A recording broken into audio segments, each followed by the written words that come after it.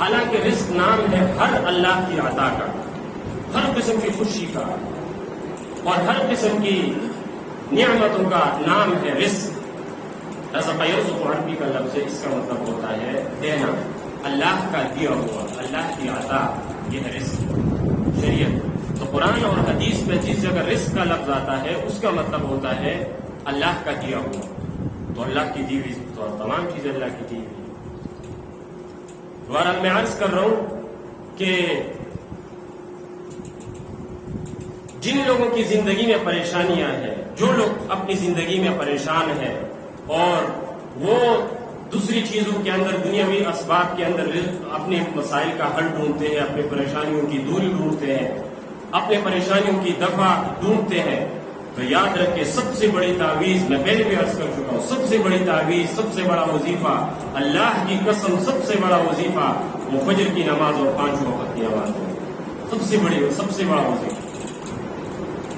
زندگی میں 5 وقت کی نماز کی پابندی نہیں ہے، اللہ کی قسم آپ ہزاروں وظیفے کرو، آپ ہزاروں تعویذیں لو، ہزاروں پیروں اور مریدوں کے پاس جاؤ، آپ اللہ کے باغی ہو۔ 5 وقت چاروں طرف سے اللہ کی منادی کی آواز آتی ہے کہ آؤ ادھر آؤ، کامیابی یہاں ہے۔ حی علی الصلاۃ، مسجد میں آؤ، حی علی الفلاح، یہی کامیابی۔ چاروں طرف سے حی علی الصلاۃ اور حی علی الفلاح کی آوازیں آتی ہیں اور مسلمان اپنے کاروبار میں لگا ہوا ہے اور 5 وقت اللہ کے منادی کی آواز کو ٹھکراتا ہے، اس لیے اس کی زندگی میں پریشانی ہوتی ہے اور اللہ کی قسم کوئی وظیفہ اس پر اثر نہیں کرے۔ یہ اچھی طرح سے نشین کرو۔ 95% مسلمان فجر میں سو رہے ہوتے ہیں، 95% مسلمان، 100% میں سے 5% فجر کی نماز میں حاضر ہوتے ہیں، اور وہ لمبی لمبی داڑھی والے اور لمبی لمبی تہجد پڑھنے والے اور لمبی لمبی جو ہے وہ اسفار دینی تبلیغوں میں چلنے والے، وہ بھی فجر کے وقت، ان کا بھی اگر آپ دین، اس کی دل کی حقیقت کو آپ دیکھنا چاہتے ہیں کہ دل میں اس کا ایمان اترا ہوا ہے کہ نہیں، یہ تبلیغ جو کر رہا ہے اس کی دل میں اترا ہوا ہے کہ نہیں، اس کی سب سے بڑی علامت یہ ہوگی کہ فجر میں حاضر ہوگا۔ فجر میں غیر حاضر ہے، جھوٹ بول رہا ہے، اس کی کوئی تبلیغ نہیں۔ اللہ کی قسم ایک فجر کی وقت کی نماز، ایک فجر کی نماز آپ نے قضا کر دی، اللہ کے نبی فرماتے ہیں صلی اللہ علیہ وسلم کہ ایک نماز بغیر عذر کے چھوڑنے والا کافر ہو جاتا ہے۔ بہت ساری حدیثوں میں یہ مضمون ہے، اگرچہ جمہور یہ فرماتے ہیں کہ ان حدیث میں تعویل ہے اور مطلب یہ ہے کہ کفر کا کام کیا، باقی یہ ایسا ہی ہے جیسے کافر، لیکن اس کے دل میں جو تصدیق اور اللہ اور رسول کی تھوڑی بہت محبت موجود ہے وہ بہرحال باقی رہے گی۔ لیکن بہرحال اتنی زیادہ حدیثوں میں یہ مضمون آیا ہے کہ نماز کو چھوڑنے والا، ایک وقت کی نماز کو ضائع کرنے والا وہ کافر ہو جاتا ہے۔ من ترک الصلاۃ متعمدا کفر، ایک نماز جان بوجھ کر چھوڑنے والا کافر ہے۔ صحیح حدیثوں میں اور کثرت کے ساتھ یہ مضمون ہے۔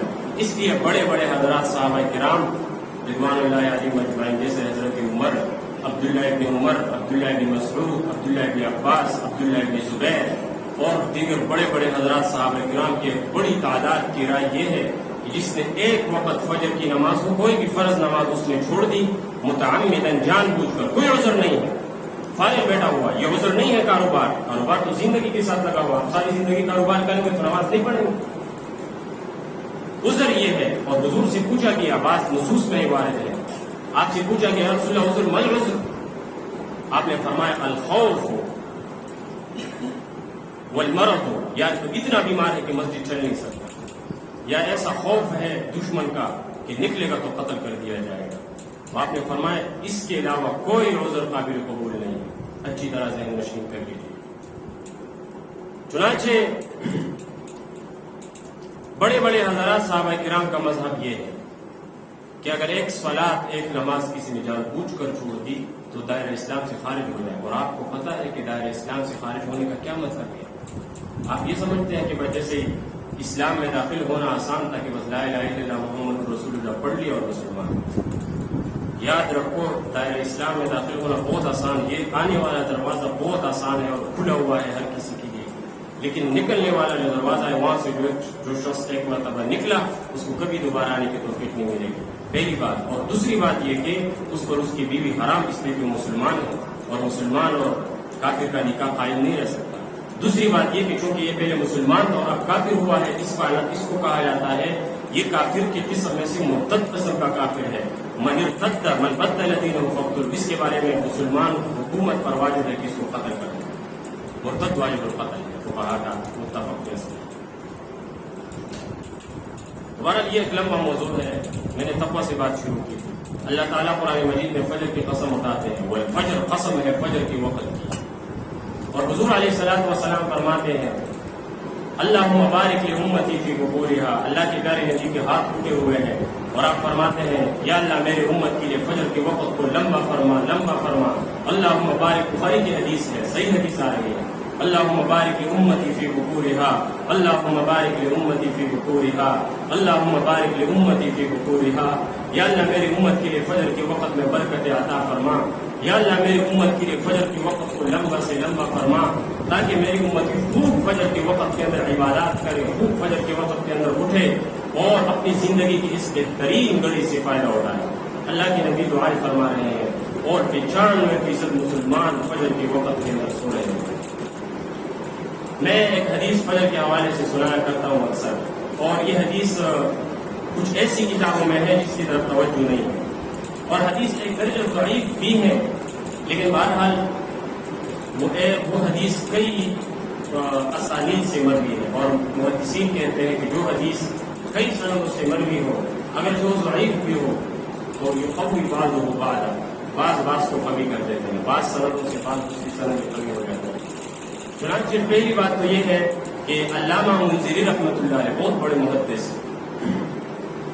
علامہ منذری رحمۃ اللہ علیہ الترغیب والترہیب میں جو ان کی حدیث کی کتاب ہے وہ بہت عظیم الشان اور بہت شاہکار کتاب، اس میں نقل فرماتے ہیں، اور اس میں عجیب بات آپ کو میں یہ بتاؤں کہ جس جگہ سے کاروبار کے مسائل شروع ہوتے ہیں، ابواب البیوع، کتاب البیوع، یعنی جس جگہ خرید اور فروخت کاروبار میں ترقی کے مسائل شروع ہوتے ہیں، اس جگہ پر یہ حدیث محدثین بیان کرتے ہیں۔ لیکن عجیب بات ہے کہ یہ حدیث فجر کی نماز کے حوالے سے، فجر میں جاگنے کے حوالے سے، لیکن یہ حدیث نماز کتاب الصلاۃ، کتاب نماز کی جگہ پر بیان نہیں ہوئی، بلکہ یہ حدیث جس جگہ کاروبار کے مسائل شروع ہوتے ہیں، کاروبار میں ترقی، دکان میں ترقی، اپنے روزمرہ کی خوشیوں میں ترقی چاہتے ہو، تو یہ حدیث وہاں پر محدثین نقل کرتے ہیں۔ چنانچہ کتاب البیوع یعنی کاروبار کے مسائل، وہاں پر یہ حدیث علامہ منذری رحمۃ اللہ علیہ نقل فرماتے ہیں۔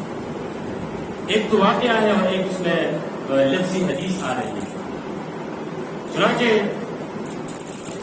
حدیث کچھ اس طرح ہے کہ جناب رسول اللہ صلی اللہ تعالی علیہ وسلم اپنی بیٹی اپنے دیگر فاطمہ الزہرا رضی اللہ تعالیٰ عنہ کے ہاتھ تشریف لے گئے، اور بی بی صاحبہ فجر کا وقت ہے، حضور فجر پڑھا گئے اپنی مسجد نبوی میں فجر پڑھائی، اور پھر جا کر حضرت فاطمہ الزہرا رضی اللہ تعالیٰ عنہ اپنی بیٹی جو حضرت علی کی نکاح میں تھی وہاں تشریف لے گئے۔ چنانچہ بی بی صاحبہ حضرت فاطمہ سو رہی تھی، اور رسول اللہ صلی اللہ تعالیٰ علیہ وسلم فجر کے وقت میں عموماً ان کا آنا نہیں ہوتا تھا، لیکن شاید اس لیے حضور تشریف لائے کہ فجر کا وقت انتہائی اہمیت کا حامل تھا، تاکہ اپنی گھر والوں کی خبر لیں، اور یہ بھی بڑوں کی ذمہ داری ہے کہ اپنے بچوں کی خبر لیں۔ چنانچہ حضور اپنی بچی حضرت فاطمہ کے ہاتھ تشریف لے آئے، بی بی صاحبہ سو رہی تھی، اور آپ نے صلی اللہ علیہ وسلم نے کبھی کسی کو ٹانگ سے ہلایا اور اٹھایا نہیں ہے۔ حضور علیہ السلام بہت محبت کرنے والی شخصیت ہے، آپ نے تو ہمیشہ یا تو گلے سے لگایا یا ہاتھ میں لایا زیادہ سے، لیکن اپنی بیٹی جس سے سب سے زیادہ محبت کی، حتیٰ کہ حضور نے اس کو یہاں تک زندگی میں بتایا تھا کہ میں کب مروں گا، دنیا سے جاؤں گا۔ چنانچہ آپ آئے اور آپ نے بی بی صاحبہ حضرت فاطمہ کو یوں ٹانگ سے ہلایا، اور آپ نے فرمایا یا فاطمہ، اے میری بیٹی فاطمہ، اتنامین، تم سو رہی ہو، وَإِنَّ مَلَائِكَةَ اللَّهِ، اور حالانکہ اس وقت کے اندر اللہ کے فرشتے اترتے ہیں رزق لے کر، فَقُومِي وَاشْهَدِي رِزْقَ رَبِّكِ، بس کھڑی ہو جاؤ اپنے رب کے رزق کے تقسیم کے وقت حاضر رہو۔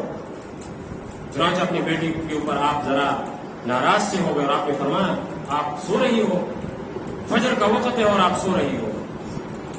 چنانچہ آپ نے اس کو اٹھایا، حضرت فاطمہ الزہرا، اور حضور کے الفاظ یہ ہیں کہ اس وقت اللہ کے فرشتے سارے انسانوں کے لیے رزق لے کر آتے ہیں، اور وہ رزق جو ہے وہ فجر کے وقت فرشتے جگہ جگہ گلی گلی در بدر گلی کوچوں میں لے جا کر تقسیم کرتے ہیں۔ اگرچہ آپ کو فرشتے تو نظر نہیں آتے، لیکن وہ جو تقدیر میں آپ کے لیے اس دن کا رزق لکھا ہوا ہے وہ لے کر آ جاتے ہیں، اور وہ آپ کے لیے دکانوں میں جس جگہ آپ جہاں آپ مزدوری کرتے ہیں، جہاں آپ جاتے ہیں وہاں پر رکھ دیتے ہیں، اور پھر آپ جاتے ہیں مزدوری کر کے اپنے 1000 روپے کے نوٹ کو لے کر آ جاتے ہیں۔ اس طرح سے کرتے ہیں۔ چنانچہ آپ نے فرمایا بی بی صاحبہ تم سو رہی ہو، حالانکہ اللہ کے فرشتے اس وقت اللہ کی طرف سے رزق لے کر آتے ہیں، اور اس لیے جو لوگ فجر کے وقت کے اندر سو رہے ہوتے ہیں وہ لوگ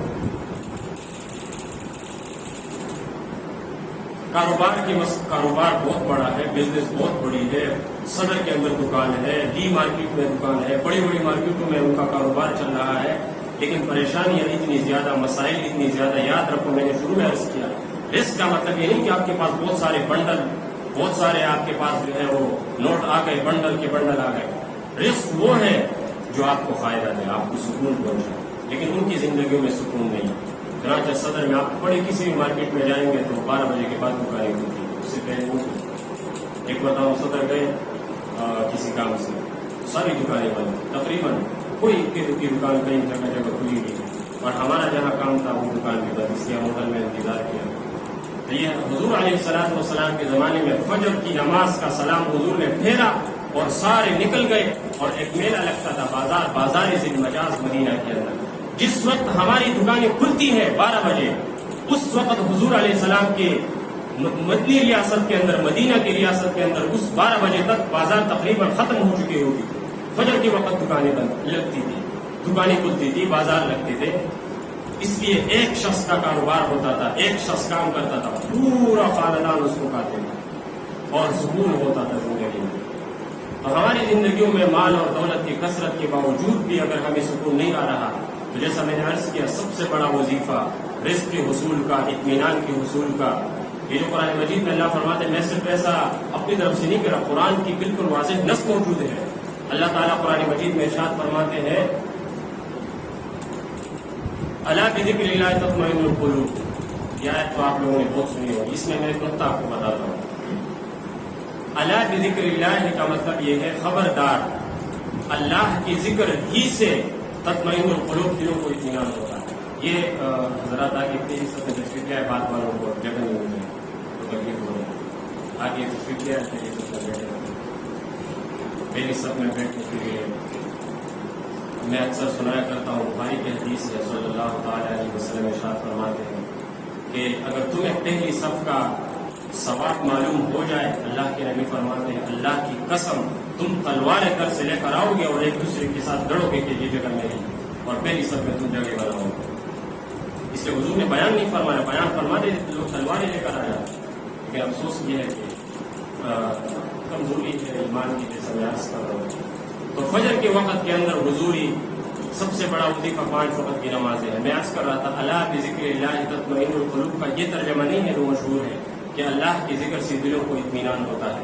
اس کا ترجمہ عربی جو اچھی طرح جانتے ہیں وہ اس بات کو جانتے ہوں گے کہ الا بذکر اللہ تطمئن القلوب کا مطلب ہے کہ اللہ کے ذکر ہی سے، مستند جو مقدم ہوتا ہے عربی کا قاعدہ، اس میں تخصیص آتی ہے۔ الا بذکر اللہ تطمئن القلوب، صرف اللہ کے ذکر سے آپ کو اطمینان ملے۔ اور یہ بھی اچھی طرح یاد رکھو کہ 5 وقت سے بڑھ کر، 5 وقت کی نماز سے بڑھ کر کوئی ذکر اللہ کی کتاب میں موجود نہیں۔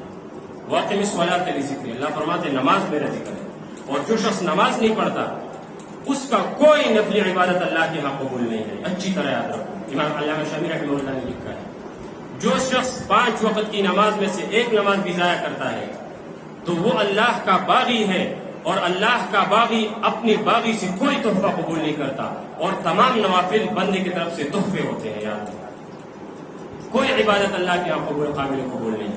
اور جیسا میں نے شروع میں عرض کیا کہ جمہور اور اکثر صحابہ کی نزدیک تو فرض نماز، ایک نماز جان بوجھ کر چھوڑنے والا تو دار اسلام سے ہی خارج ہے۔ اگرچہ میں نے عرض کیا جمہور کا مذہب تو یہ نہیں ہے، کہ بہرحال کتنا سخت مسئلہ ہے۔ اس لیے اسلام ایمان لے کر آنے کے بعد صحابہ سب سے پہلے ایمان کی دعوت دیتے ہیں، اور سب سے بڑا حکم جو ہے، سب سے بڑا حکم ایمان کے بعد وہ نماز ہے۔ 5 وقت کی نماز. اللہ ہمیں عمل کی توفیق نصیب فرمائے. تو فجر کے وقت کہ اللہ تعالیٰ نے قرآن مجید میں قسم کھائی ہے، والفجر قسم ہے فجر کی. تو فجر کے وقت کے اللہ تعالیٰ نے اس لیے قسم کھائی ہے کہ اللہ کی نگاہ میں فجر کا وقت سب سے زیادہ قیمتی ہے. اللہ کے ہاں اس فجر کے وقت کی بہت زیادہ اہمیت ہے.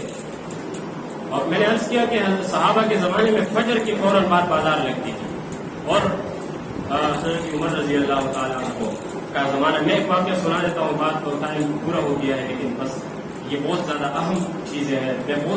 میں نے شروع میں تقوی کی آیت پڑھی، یا الذین آمنوا اتقوا اللہ حق تقاته، تقوی سے متعلق. لیکن اب میں فجر کی بات پر آ چکا ہوں، تو یہ میرا دل نہیں کر رہا اس موضوع پر. میں نے کہا میں پورا دن بھی اس پہ لگاؤں گا تو یہ موضوع ختم نہیں ہو سکتا. عموماً شاید اس میں کمزوری دکھائی جاتی ہے، اور فجر کے وقت کی اہمیت لوگوں کو یا بتائی نہیں جاتی یا لوگ سننے نہیں آتے.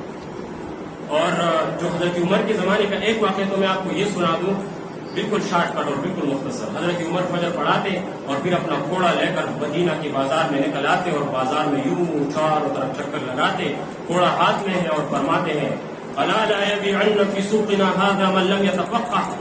لوگوں اچھی طرح یاد رکھو، ہمارے مدینہ کی بازار کے اندر وہ شخص خرید اور فروخت نہ کرے جو کاروبار کے وسائل نہیں جانتا.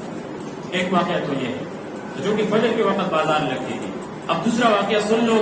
حضرت عمر رضی اللہ تعالیٰ کے زمانے ہی کا، خلافت حضرت عمر کی ہے، اور فجر کے وقت بازاریں لگتی ہیں، فجر کے وقت دکانیں کھلتی ہیں، فجر کے وقت کاروبار چلتا ہے. اس کی برکت سن لو. حضرت معاذ شام کے گورنر تھے رضی اللہ تعالیٰ، اور حضور کے زمانے سے گورنر تھے. حضور علیہ السلام نے حضرت معاذ کو شام کا حاکم گورنر بنا کر بھیجا تھا جب شام فتح ہوا. پھر اس کے بعد حضرت ابوبکر کا زمانہ ہے، اس زمانے میں حضرت معاذ وہاں کے گورنر رہے. اس کے بعد پھر حضرت عمر کا زمانہ ہے، وہاں بھی گورنر رہے حضرت معاذ. تو حضرت معاذ، اچھا حکم یہ ہے اسلامی حکومت کی کہ جب سب سے پہلا حکم تو یہ ہے کہ اسلامی حکومت خود لوگوں کا زکوٰۃ لیں گی، اور پھر خود ہی لوگ غریب لوگوں کو تو وہ جانتے ہوں گے، ان کے پاس لسٹ ہوگی، وہ جو مالداروں سے خود حکومت زکوٰۃ لے گی وہ جا کر خود وہاں پر بانٹ دیں گے.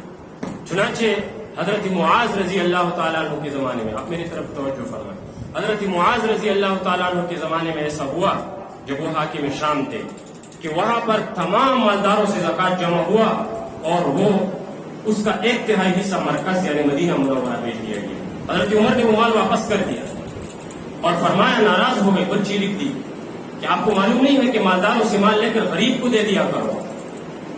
حضرت معاذ نے کہا، امیر المومنین، دراصل جتنے غریب تھے ان کو میں نے سب کو مالدار کر دیا، کوئی غریب نہیں ہے، تو یہ بچا کچھ مال میں نے مرکز بھیج دیا. اگلے سال، دوسرے سال پھر پورا آدھا مال جو زکوٰۃ اور صدقات زکوات جمع ہوئے تھے اس کا آدھا حصہ تو تقریباً غریبوں میں بانٹ دیا گیا، اور ایک آدھا حصہ مدینہ مرکز بھیج دیے گئے. حضرت عمر نے وہی سوال کر کے حضرت معاذ کے پاس دوبارہ بھیجا کہ دیکھو تم غریبوں میں بانٹ دیا کرو، میرے پاس نہیں بھیجا کرو.